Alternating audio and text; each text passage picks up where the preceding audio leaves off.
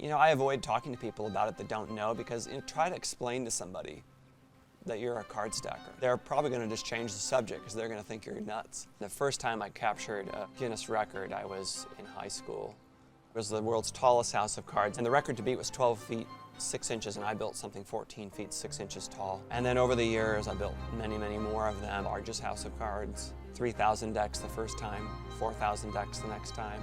And I think today the tallest one ever built is 26 feet tall, which is by no means a limit. It's just how high the ceiling was. So some of the techniques I'll be using when I build are most notably what I would call the grid. It starts out with this 4-card cell. Basically, you're putting all these cards together in a way that creates all these little boxes, and the cards kind of reinforce each other. Now, another technique that I do a lot of is this little pillar, and it's the same technique as before, except the cards are vertical, and I'm just doing these first 4 cards like a little column with a hat.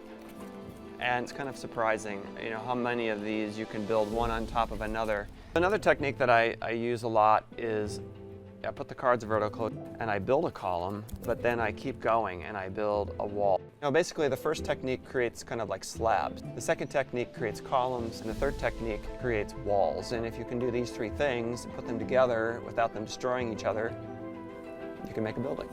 So what's kind of amazing is this. Just watch what this little house of cards is capable of.